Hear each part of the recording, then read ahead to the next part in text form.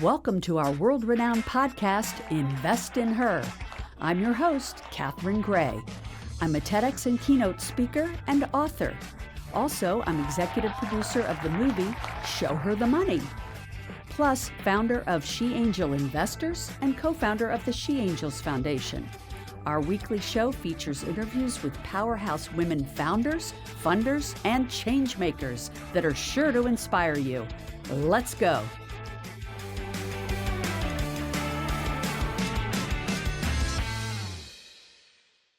Welcome to this week's edition of Invest in Her. I'm your host, Catherine Gray, founder of She Angel Investors, as well as executive producer of the movie Show Her the Money. We've been traveling around the world, and so we've met people all over the world.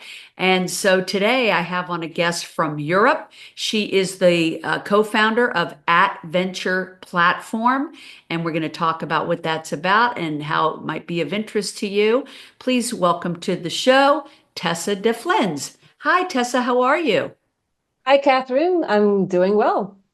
Thanks Great. for having me. And you're coming to us from the Netherlands today. I understand from our conversation prior that you were born in the US here in Canada, but you've lived over 20 years in the Netherlands. So, first of all, just tell us about that journey. Why did you decide to move there? How do you like being there?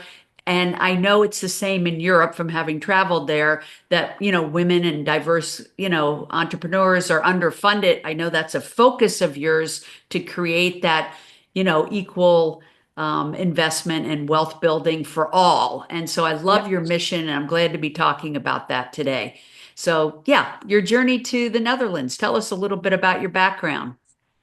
Thanks. I always love starting with that question. So, I was born and raised in the U.S. To Dutch parents, but they've been living in the U.S. for 13 years before I was born, so quite Americanized. But then when I was 5, my dad got the opportunity to get a job in Holland. And so we ended up living in Holland for 2.5 years. So that gave me my first exposure to living here. But then we moved back, and it was, back all full American, English at home. But we'd still go visit family, since both my parents were from the Netherlands. We'd go and visit family. And I always really enjoyed being here. And so after I'd been working, I graduated, worked in New York for a few years. I realized, oh, I want to do an MBA. And for some reason, I don't know how it came about, my dad was talking to my aunt in Holland, and she said, "Yeah, has Tessa ever heard of Nyenrode, which is a university here?" I said, "Oh no, I've never heard of it." So I looked it up. I was like, "Oh, it's a beautiful castle." It's a full-time MBA program for a nicer price than the ones in the US. And I thought, yeah, how amazing would it be to get the opportunity to live and study over there?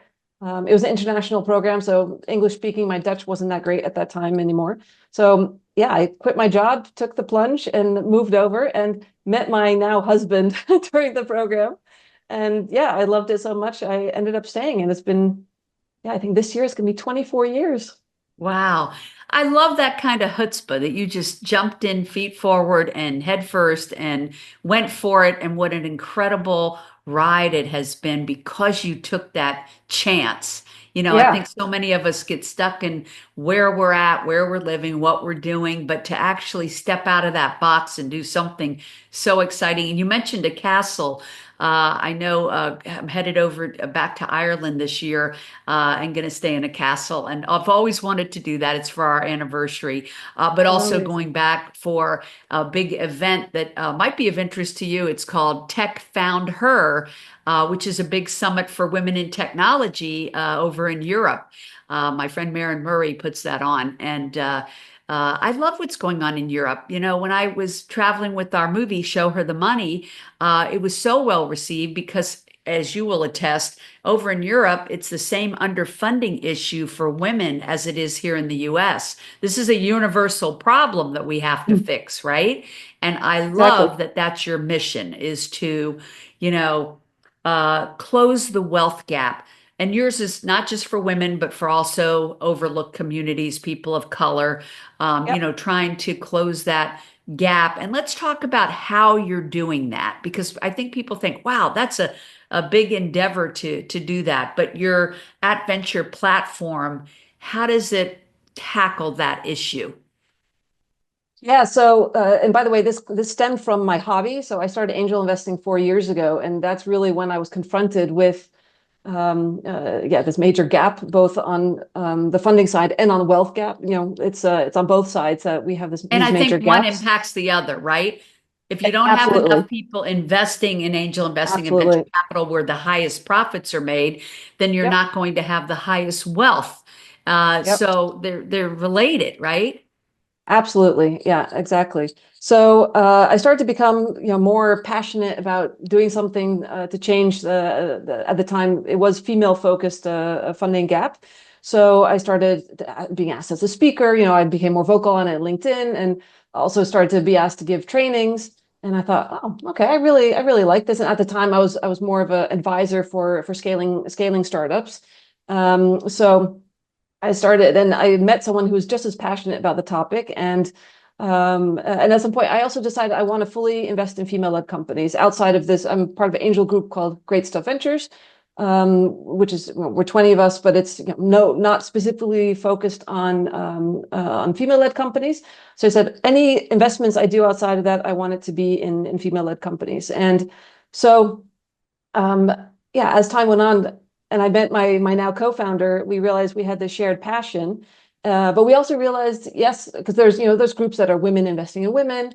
But why, this is also a societal problem, right? So why not involve men in I this as could not well? agree with you more. And I will say, when we've been around the world with our movie, Show Her the Money, the men that attend are also so interested. They most of them did not know women get only 2%. They think it's awful. They Yep. want to help fix it.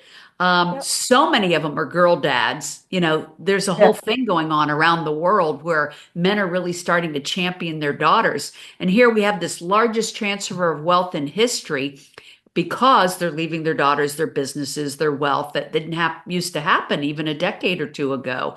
And Yeah. so those women need to understand what to do with that funding, how they can make such a tremendous impact in the world. But what I love about what you're doing, Tessa, is that you're allowing men and women to come in and invest in diverse founders, women and people of color. So you've got, I think what you're doing is super smart to have both women but I love that the majority of them of your investors are women. At the moment, Yeah. yes, because that was also my focus before this was really women. But yeah, you also realize, yeah, this is a bigger problem. And by the way, I'm very fortunate to also have had a girl dad. So I was an only Yeah, I child, and love that. Me too. Yeah. yeah, my dad was my biggest champion. Um, but what we also realize is that so many people don't, and this is a little different in Europe than in the US, but so many people aren't aware of the fact that they can be an angel investor. So you may not be aware of this, but in Europe we don't have the same restrictions or let's say requirements as there are in the US to do angel investing. So there's no minimum income or minimum wealth requirements. Oh, so you don't have to Um, be an accredited investor in Europe. Anyone can invest. I love yeah, that. not yet, not yet.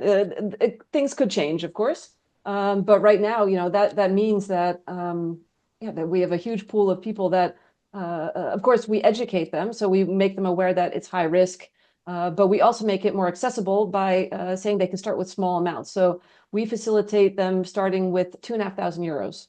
So of course, our founders have to be open to that, and as we build our company we'll be doing syndications, so we can then more easily facilitate that.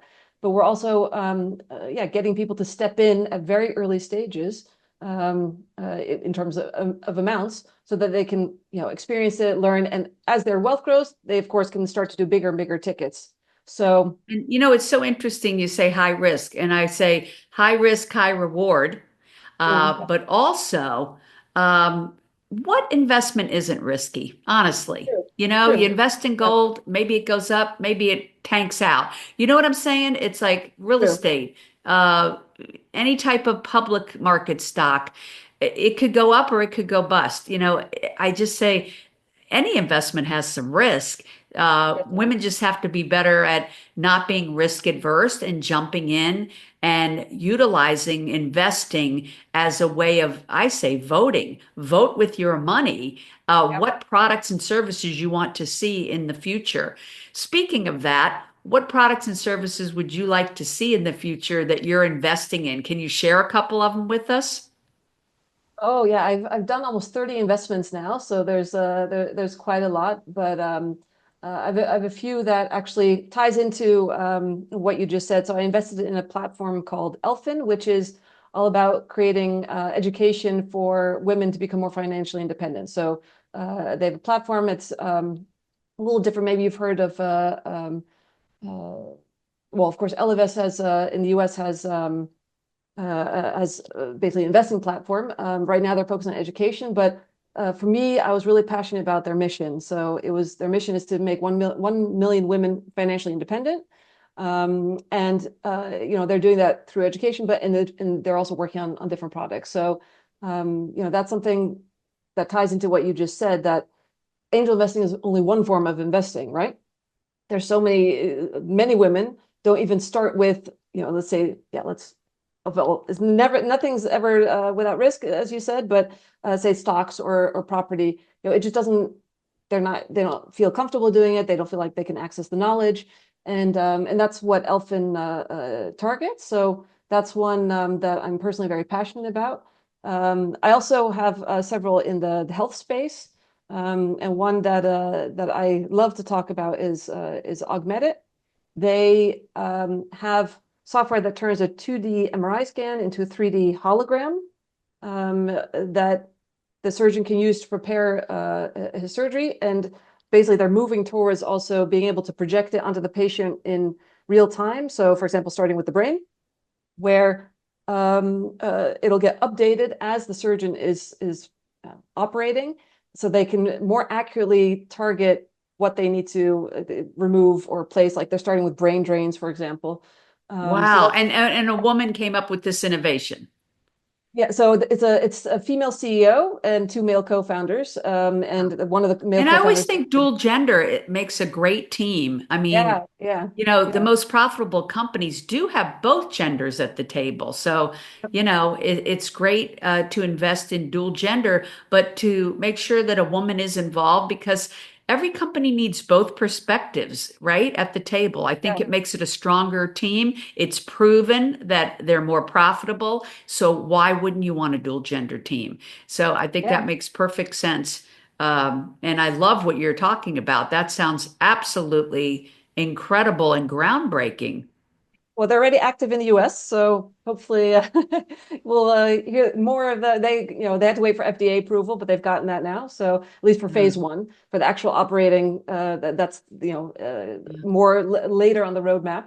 But yeah, those kind of things just get me really excited. And yeah, I have lots more that I can talk about, but those are the ones And I that's love. what I love about angel investing or venture capital. You get to invest in companies that you really firsthand get to learn about, often get to meet the founder, which you would never do on the public market, that maybe you could even help them with either opening doors or maybe they need your area of expertise. It's such a more opportunity as an investor to be hands-on if you want to. Speaking of that, I know you also are a fractional CEO and advisor. So for some of these founders, you offer those services, right? Yeah, so I actually just finished up an assignment as a fractional COO. So yeah, operations is my thing. Structure, processes, planning. Um, so yeah, sometimes that can be really like fractional, and sometimes it's more process or process sessions or workshops to help them plan their priorities. So yeah, it's something that I do on the side. I just finished one, and right now, for the moment, it's going to be full-time adventure because yeah, we have so much to do. We actually have three pillars within adventure. And we're building all three at the same time. So our education, our community, and basically our capital, so our deal flow. So all three of those we're building at the same time. Yeah, that's a lot of work. So but yeah, I loved combining. It's also still good to be with one. Yeah, as they say in Dutch, is like with one foot in the mud. So again, one of these expressions that doesn't completely translate, but I think you understand what I mean. That you basically getting your hands dirty, right? You're not only Right. investing and advising, but you're also working in companies to help them grow, and it gives you a much better perspective when you are evaluating investments, right? To see, okay, Yeah, that's what am I really looking smart. for? Yeah. So, but yeah, of course, there's only so many hours in a day, so yeah, it's here and there, and yeah, at the You moment have to now, pick and choose. Yeah. exactly, So you're focus. also a founder of Masters of Scale, and I love that you connect founders with accelerators. In fact, another reason I need to connect you with the Ireland Tech found hers because they have an accelerator, and I think it's so important that founders do go into an accelerator. I think it's a wonderful way to kind of expedite or accelerate their business, as the word used, accelerators speaks for itself. I think more founders that use accelerators tend to be more successful because it helps them learn more quicker and also connect with more, investors and resources. So I love that you connect founders with accelerators. I think that's a great service that you're offering with that. Just to clarify, we're connecting accelerators to experienced founders and experts that can offer services to the founders in their programs. So it's a little bit of a different angle, but what we found is, so this is my previous company, Masters of Scale, which is kind of running in the background still on a platform. I don't spend a whole lot of time on it because it's kind of running itself, fortunately. But basically, we built a community of 50 experienced entrepreneurs and experts. And at some point, we started to get accelerators knocking on our door saying, hey, we're looking for someone who can advise some of our startups for an hour or two on this, or we're looking for someone to do a workshop on that. And they realized that they could come knocking at one door and get all these different expertise and industry knowledge. So yeah, that's where we started to make those I connections. love that. So Um, providing the experts to the accelerators, that's fantastic. yeah, exactly. But yeah, the funny thing is now with AtVenture, we actually have our own angel accelerator, as we call it. So we're at the moment we're not necessarily through AtVenture providing services to founders that may come in the future, but we've developed our own angel accelerator to get people from curious to confident and doing their first investment in say about 4 months and spread over 6 sessions. And what I love most about our program is we're using a percentage of the revenue to invest in a startup at the end of the program that the cohort helps us select. So they're going through the whole selection process. Of course, we give them, say, 3 to 5 that they need to evaluate and select from. But actually, no, this week we have our cohort will be deciding which startup we're going to be investing in. So yeah, we're really by doing it ourselves and putting our money where our mouth is, we have them experience the whole assessment and decision-making process, and also involve them in the deal I terms love that. So, what afterwards. a great way to get women jumping into the angel investment arena who don't know how to get started by Yeah, joining your cohort, having you all vet and bring great deals to them that they can see if it aligns with their thesis or their values, and then jump in and get started. I just was on a podcast with Marcia Daywood, who has a new book out called Unapologetic Wealth. And mm, hers is about people's stories of how they got started in angel investing. And I think that it's always good to hear other people's stories so that you identify with one of them. yeah, How definitely. do people get started in this arena? It's not as hard as you think, especially with platforms out there like yours, um, at Venture Platform, that allow people to join a cohort like you're doing. So bravo. I really love what you're doing there in the Netherlands. Yeah, thanks. Yeah, we have I actually also have online cohorts starting in March. So people, of course, from outside the Netherlands can also join. And what Oh, we're also that's great. starting to discover is that people working in corporates are using their personal development budgets to pay for the cohort. So it's already removing the first hurdle that they may hit, that where they think, yeah, I don't know if angel investing is for me. I want to learn more. But then they're still typical women as well. They're like, I don't know what if I want to take the risk to invest, this amount of money for an education, but if their employer can de-risk that for them by helping them make that first step easier. That's something that we're Oh, now tapping into that we notice is really great. And then you get the corporates involved as well in stimulating innovation, right? I love that. What a brilliant idea. Well, Tessa, so nice to have you on and let everybody in Europe and around the world know about your entity. Let's tell them your website.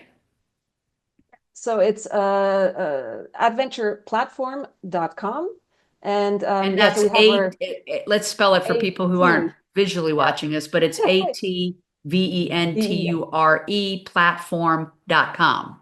Exactly. Exactly. And people can also just join our community and get access to our deal flow. So if they're, even if they feel educated enough and just want to get access to diverse deal flow, that's also a possibility. So Great. And of course, I take it you are on LinkedIn. yes, I'm the only Tessa de Flines on LinkedIn. So, Yeah, and her we're last easy name to is find. spelled after Tessa, DE, and then second word Flines, so that you can find her. Um, you can also find me, Catherine Gray, Catherine with a C and Gray with an A. And as well as visiting Tessa's website, you can visit for resources at sheangelinvestors.com, as well as our movie site, which is showherthemoneymovie.com, which is just starting to stream so people can get it around the world now. After we just did a 100 city tour around the world, we were in the Netherlands and all I've seen it across twice Europe. here. Yes, yes. And so, yeah, I think that's how we connected and have connected with so many beautiful, amazing women around the world through the film. And we continue to, together, all around the world, try to educate women about why they need to step into angel investing and venture capital to help impact the world, leave their legacy, build their wealth. We're all about it, right, Tessa? Exactly, 100%. So thank you everybody for taking the time to tune in. Tessa, thanks for being a great guest. Appreciate all the wonderful work you're doing for diverse funding that the world really needs right now. And make it a great day, everybody. Thanks for tuning in. Thanks, Tessa.